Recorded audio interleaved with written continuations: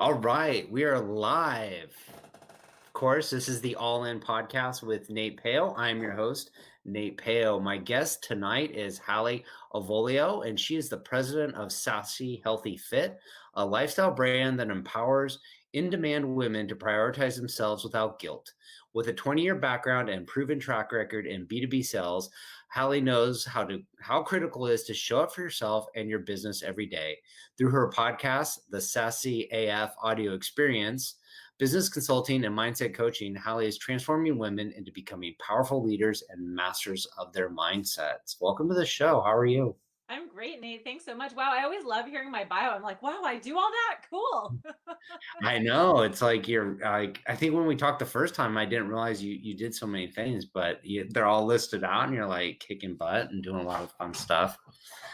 So I didn't know if we were supposed to say the AF or the real words, but That's on you. I it's mean, on I'm me. into it. If we're all in, it seems like we should say it, but We probably should have.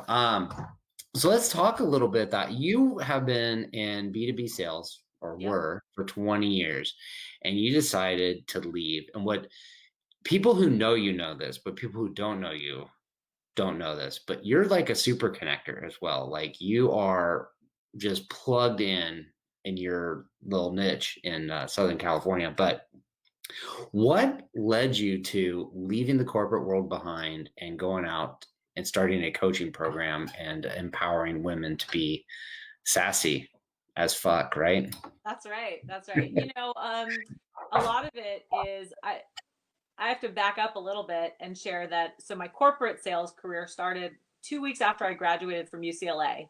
So I graduated with a degree in communication studies, and 2 weeks after graduation, I was walking through the door, mid Wilshire, off, high rise office building in LA, ready to like take on corporate America. And I did that for quite a while, about 10 years or so. And then I got pregnant with my first son. So I'd, done sales, I'd done sales management, I'd been climbing up the ladder. I get pregnant, and all of a sudden I'm like, huh, I don't know that I want to be on the road all the time. I don't know that I want to be away from my baby all the time. And so I made a shift. That was kind of the first shift in my career where my husband actually owned his own business. And he said, hey, why don't you do the sales for me? I don't like doing sales. He has an IT company. Why don't you do it for me? You can do it part time, your schedule that works for you. My mom will help with the kids. And why don't we make that shift? And at the time, I was like, okay, this is radical because I wasn't anticipating that. I always pictured myself climbing the corporate ladder, getting up to like corner office status, etc.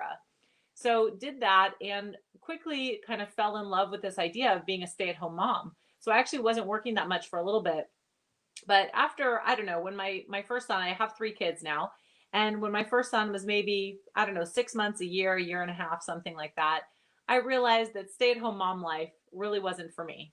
So I went more in with my husband and his business. And I started really getting familiar with our local economy, our local business market, really going all in with networking, connecting. That's really where my connecting started, because when I was in LA, I was like, small fish in a huge pond.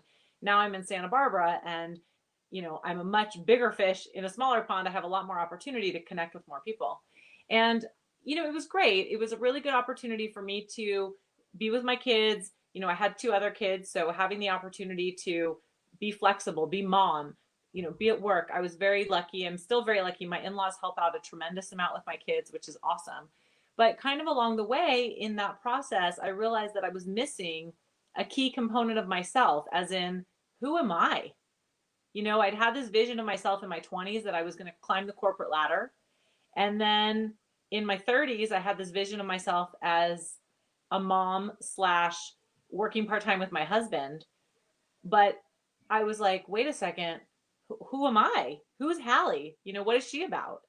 And I felt really lost. And it got to a point where I felt really lost and discouraged, which turned into resentment and disgruntled. And I got angry. I got really angry at my life, and I got really angry at just where I had let myself go. And I said, this sucks. And I pretty much pointed fingers at everything in my life. My husband doesn't make enough money. My kids need me around too much. I am, a slave to my household, so I can't take care of the things that I want to do for me. And in doing so, I just went down this self-destruction path and I didn't really know how to handle it. When I got to this low place in my life, after a couple of years of that behavior, I realized I'm really destroying everything that I've built. And I have a choice at this point. So at this point, I'm about 37, 38 years old. And I realize I have a choice.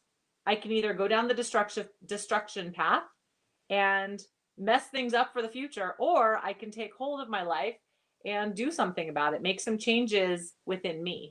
And that's really where the shift started to take place with the mindset work, is that I realized it wasn't about pointing the fingers, it wasn't about blaming everybody else. It was about owning my story and owning who I am and understanding that I had the opportunity to direct my life in the way that I wanted, but I had never given myself an opportunity before. So I Mhm. started doing the scary work of doing the deep dive on that personal development and really asking myself the hard questions. What do I want? Who am I? What am I about? And in learning who I was and sharing my story with more people, I was able to help others. I realized because they were asking, "Hey, Hallie, what are you doing? I see something different going on. That's cool. I need help with that too. Can you help me?" And so that's how it kind of snowballed and evolved into this awesome situation I'm in now, where I get to help women really own who they are and step into their power, which just makes me very, very excited. Well, it's interesting as you're telling the story of the blame game, the pointing the fingers, and what I know about you now is that a lot of the content you produce and you talk about, you do your daily videos is taking ownership of your own life and your own direction. And to hear you say like, "Hey, I was in this spot where I was pointing fingers, and I realized it was, it's in ourselves to change and make the change that we want to see in our life." Where did you start looking to find those answers? Like, how did they grow within you? And how did you like kind of change that mindset of, because I think a lot of us struggle with that. We say like, "Hey, we're not happy with things. We blame other people or we blame ourselves, but we have to reach inside of ourselves and figure these things out." And along with that comes a level of confidence that we have to have in ourselves to like go, "Hey, is this just like mumbo jumbo crazy stuff I'm reading about? Or is this really something that's helpful? Am I on a journey of self-improvement, of empowerment, of growth?" And when you start sharing that with the world, like it's influencing others. So where did you like turn to start finding that? You know what? The very first personal development book I read, Nate, was The Compound Effect by Darren Hardy. Are you familiar with that one? I believe I've read it. Yeah, or heard it on an audiobook or something. Yeah. I mean, it's a quick read. Darren Hardy was the founder of Success Magazine, and he tells the story. He starts the book with the story of the magic penny, right? You've got a choice if you want to have a penny that has compound interest every day over the next 30 days, or do you want to get, I think it's $3 million right now. And of course, Mhm. if you do the math and you do the compound interest, which I am not a math person, so don't ask me to do the math, but if you look at the math and you can Google the magic penny analogy, you'll see that over the 30 days with the compound interest, that magic penny turns into, I think it's 10 million or something like that. And the whole point is that it's small, consistent changes over time equal radical results. And that really was impactful for me because previous to that, to reading that book and to really kind of grasping that knowledge, I'd always been in the kind of personal philosophy of, well, I have to make a change right now. And if I make a change right now and I see success, then I'm good. I'm solid. But then somehow you fall back into old patterns. And so continuously throughout my life, I would find myself, making a change, step forward, step backward, step forward, step backward, right? I think that this is really common. This happens to all of us, but I never really knew why. And so when I first read that book, it was really eye opening. And I was like, oh, huh, maybe I should start making really small incremental changes daily that are consistent and see where that takes me. So that was kind of the jumping off point. And from there, I got hooked. The funny thing is, when I was in high school, I was obsessed with the Chicken Soup for the Soul series by Jack Mhm. Canfield. And I was like all about quotes. Like I had this huge book of like 10,000 quotes. It's like if anyone asked me what I wanted for my birthday, I wanted books on quotes. I wanted Chicken Soup for the Soul.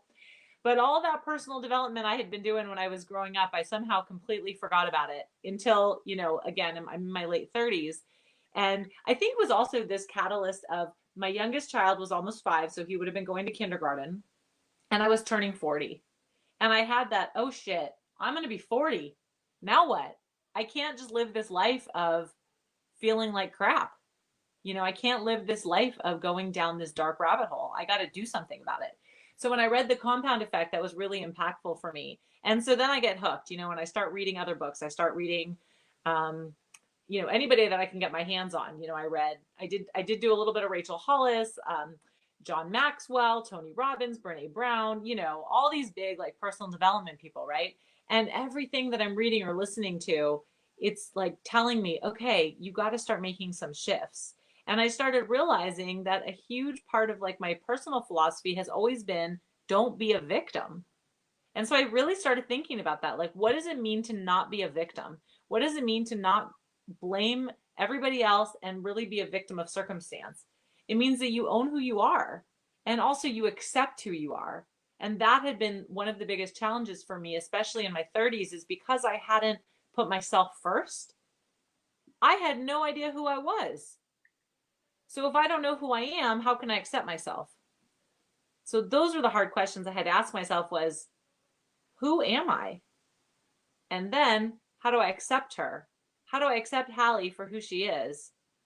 And then now what? How can I go kick some ass and have some fun? Mm-hmm. That story of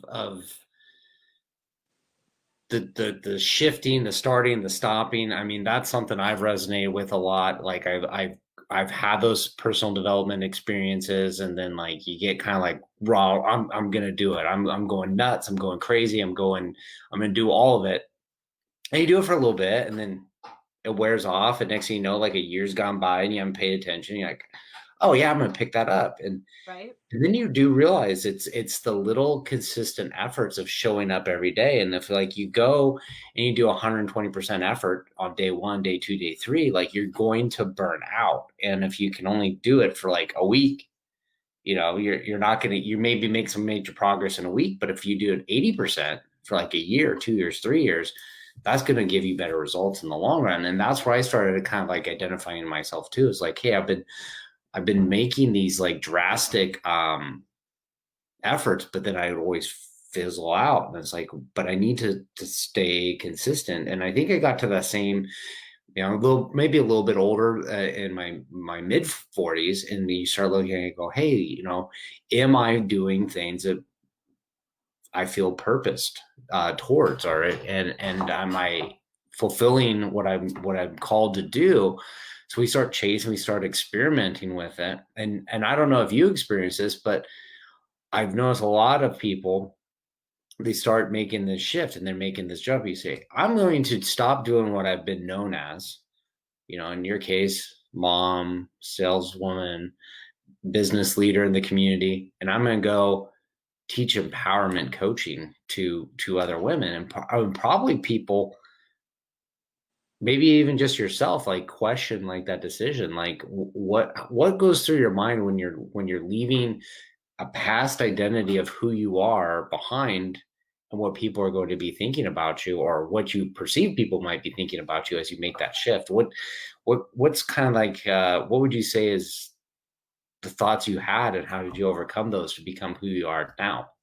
Well, I love that you asked this question. And I just want to share as well that so I host women's circles and I have a group going right now. So it's like a small group discussion, coaching, circle experience.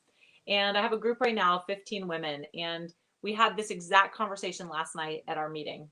And what I said to one of the women is, we all have stories. We have stories that we have lived with our entire lives, whether they're stories from your parents, whether they're stories from your culture, whether they're just stories that you have adopted for one reason or another. But we have the opportunity to change our story. But that can be really scary. And that's where the things like limiting beliefs, self sabotage, imposter syndrome, that's where those things start to show up because we get in our own way. Mm-hmm. So what I found for myself and what I teach my clients is you have to start visioning. You have to start picturing yourself in a new story.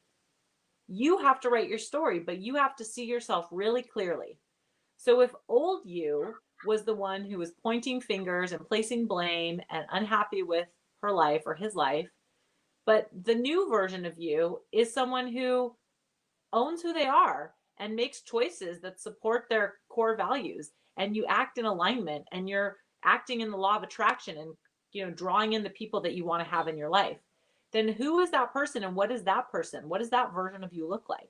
And when you can get really clear and really specific on who you are in that new version of your story, that's when I think you can overcome the limiting beliefs, the self-sabotage, and the imposter syndrome.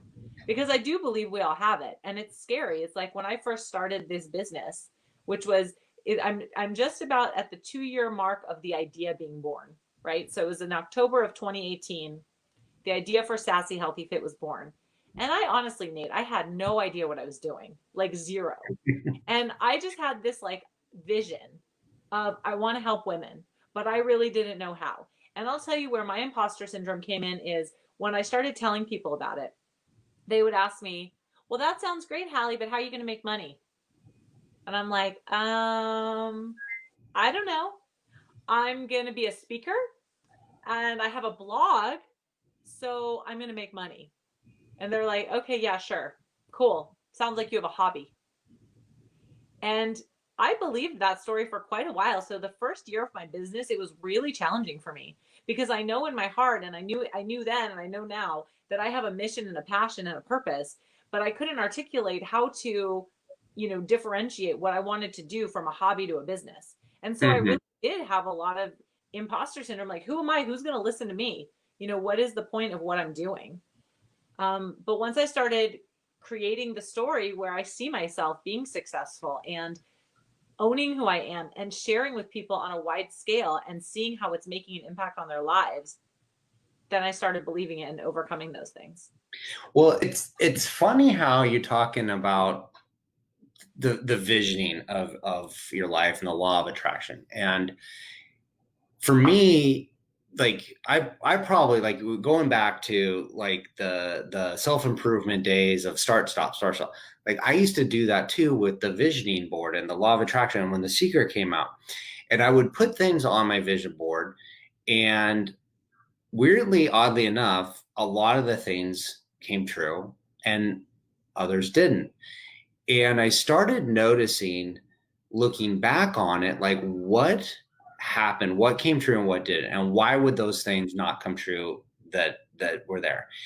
And it was like this. I could pinpoint it. If it was something on my vision board that represented an experience, whether it was like getting married, raising a family, all these things, those happened because it was an experience and I was visualizing an experience. But the things that were object things, like I remember I used to have a Lexus IS 350 on the vision board, right? Right. And there were points in my life where I could have gotten that vehicle. Like it was doable to do, but I looked at it and go, I'm just going to get this thing and I'm not going to be happy with it, right? So when it became an object, I wasn't vested in it. But if it was an experience, it was a vision of how I wanted things to feel, look, smell, taste, all this Yeah. other stuff. Those things started happening. And then you start talking about like you're visioning who you are, you're leaving the limiting beliefs behind, and you're kind of like stepping out. You're saying, I want to do this as a business. Your friends and family and the people that know you are like, oh, there's a hobby, because that's how they know you, right? They know you as who you were, not who you're becoming. Right. But then the clients that start finding you that don't know you as pre Sassy Healthy Fit, they know you as, of course this is a business, of course this is you, because that's how you've presented yourself to it. And so Right. that shift happens when we're leaving our old self behind. It's kind of like we're shedding the skin and it doesn't come off right away. And we start feeling like, oh, well, I'm taking one coat off to get on a better coat. But as we're transitioning, we're like, hey, maybe it's kind of cold. I want to put the old coat back on and not get into the new coat. Even the new coat's going to be warmer and more comfortable and, whatever that might be. So I really resonate to your story of leaving that part of you behind, and being scared to do it, and it feeling like, when you first start telling somebody like, hey, I'm doing this thing, like, that's why. Right. Like, is this really a business? And you're like, I don't know, maybe it's not, because I've never done this before. But you have to start somewhere. If you're called to do something, you have to take those first steps, and you have to overcome those challenges, because what happens if you don't? Does it go away, or do you wake up 5 years from now and go, man, I really wish I'd started that idea 5 years ago, because now I still want to do it, but I'm 5 years have gone by, I've done nothing on it. So it's like, it's kind of this weird spot to be in as you discover who you are and who you're called to be. So I'm sure you get a lot of women coming into your group that identify with who you were 2, 3 years ago, right? Yeah, absolutely. And, a lot of it too, to your point, Nate, about, that feeling, that experience. I love to talk about core values because when you can really identify, first of all, what your core values are, and then you act in alignment with your core values, which, by the way, is how I identify self care. Like, to me, self care is about acting in alignment with your core values. And if you don't know what your core values are, then how do you know if you're in alignment? Mm-hmm. I didn't know for a long time. Like, I didn't know what my core values were.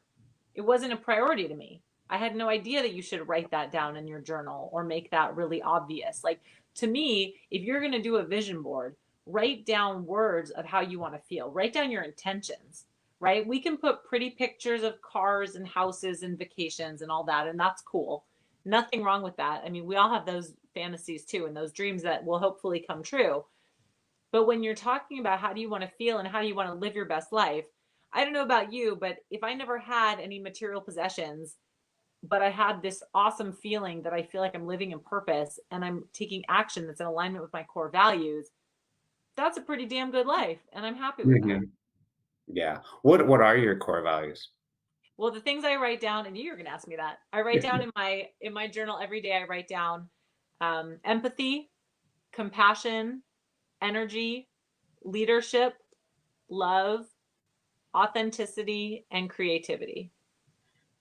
What's interesting is those, as you're describing those words, I'm like, your your values show up in all the things you do and all the videos you produce, all your content I see on LinkedIn. Like, it's very clear.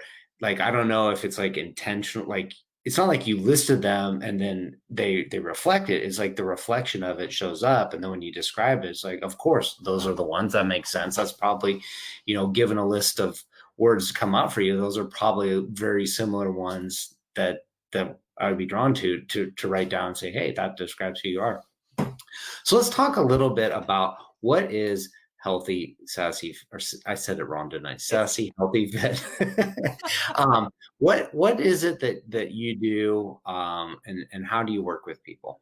Yeah, thank you for asking. So, and that's something that I'm constantly kind of like revising and tweaking and, what is it about? So, what I really love to do at my core is teach, and I really love to guide women, lead women to live this best version of their life, which I call living sassy as fuck. And I do that through, like I said, women's circles that I host that are, it's a 7-week experience for a small group of women. So it's 15 women right now. It could go a little larger, but I like to keep it at around 15 because just so that everybody has an opportunity to speak. I also do workshops a couple times a month. I do them mostly for the community at large, so whoever's interested in participating. I'm also looking to do, and I've done a few of these corporate-based human resource wellness sort of workshops on around mindset and positive vibes and positive affirmations. Um, so that's mostly what I do. I have a really awesome Facebook community, so I love leading women in community. And I have an affirmation card deck, which will be available hopefully for the holidays. So I'm just waiting for it. I'm waiting for it to arrive at my doorstep. So I'm really excited about that because that's one of my favorite tools to help people shift their mindset and to really get into that good headspace so that they can just have an awesome day. Yeah, those are very helpful to kind of remind you. Um, I don't know about you, but like a lot of times, like we get a lot of information. We're like, hey, here's 20 things are really, really good. And then like time goes by and we get kind of like focused on five. and we need something to trigger, to remind us of the things we're forgetting about. And you're like, oh my God, I totally forgot how Right. important it is to think about that. So those cards are amazing stuff. So I want to ask you the question I always ask all my guests. What does it mean for you to be all in on an idea or an outcome? For me, being all in means that you're willing to take risks and you're willing to put yourself on the line because you feel so passionately about the idea or the opportunity or whatever it is that you're all in on. And you're just willing to do it because you know that even if it fails, you're going to learn and you're going to grow. So to Hmm. me, that's what being all in means. Yeah, I agree with that. Like it's like putting in, you're going for it. And even if you said like you fail, you're still gonna learn from that. And then the question is like, are you really done? Like if you failed, like did you really? Because unless you decide to just never get back up, to never try again, to just kind of like call it quits, like I'm just gonna bide my time in this chair until life's over, like you're going to have an opportunity to carry on. It's not the end of the road. So I don't think we ever truly fail unless we I agree. completely give up. So, Well, and I love um, the idea of failing forward. I don't know who yeah, said that. Certainly it wasn't me, but I love that idea, right? Because it's not like fail and then give up. It's like I'm going to learn and grow. And to me, that's what going all in is like. I'm all in. I am not letting anything get in my way. yeah, and I love what you've done is because you've left that behind. You didn't give up when the doubts crept in, and you've pushed through. And I think you're making a huge impact on a lot of people's lives. There's probably a lot of people that don't even tell you what they're doing, like the impact it's having on them. Everybody's kind of like, we never know who's watching, who we're Right. inspiring. And there's somebody out there that's hearing your message and said, hey, if I hadn't heard what you had to say, I wouldn't have done the things I'm doing now. And so I think that's so important that if we have this gift, this calling, that we answer it because we're going to make a difference in people's lives. So you talked a little bit about how you work with people. We talked a little bit about that it's women you work with, but who exactly is your ideal student? Like the person that just really connects with Hallie. You love working with them. They love working with you. And it just feels like a match made in heaven. So my ideal client is what I call the in-demand woman. So the in-demand woman is a woman who has a lot of demands on her time by choice, meaning that, she probably is pulled in a lot of directions. She might have kids, she probably is a professional, maybe she volunteers, maybe she loves to be social, maybe she loves to go out in the community, notwithstanding COVID. But um so she is in demand and yet she still struggles with, hey, how do I put myself first? But I know that I want to because I value myself. I'm just not totally sure how I do it. And I want to learn and I want to be surrounded by other women, other people that get me and that are going to support me and cheer me on and help me be the best version of myself. So that's really the woman that I match up with most perfect. Awesome. Awesome. So where can somebody find you if they want to get connected to you and find out how they can work with you? Yeah. So, of course, they can check out my website, which is just sassyhealthy.fit. I'm also on all socials. I would say that my favorite places to hang out are definitely LinkedIn, where I'm just Hallie Avolio, um, and Facebook. And if it's a woman and you're interested in joining my Facebook group, I would love to have you. It's called the Sassy Woman Sisterhood. And it is women only, but I would be happy to invite any women to join if they are interested. Awesome. So those links are right there in the show notes. So please reach out to Hallie, have a conversation with her. And if you do, let her know you heard about her on the All In podcast with Nate Peo. So thank you so much for coming on the show. It's been a pleasure chatting with you. I always love talking about visualization, law of attraction, and kind of overcoming a lot of the self doubts that we feel. We're the only ones, right? We're the only ones that are and feeling that helplessness sometimes, but it turns out a lot of us are in that same spot. And when you can find people to turn to for that support, it helps you overcome whatever it is you're going through. So appreciate you coming on. Thank you so much, Nate. It's been a pleasure. And just to be able to connect with a fellow super connector You are amazing, and I hope that everybody watching this knows how awesome you are as well. So I'm honored to be on your show. Thank you for having me. Well, thank you very much. I appreciate the kind words.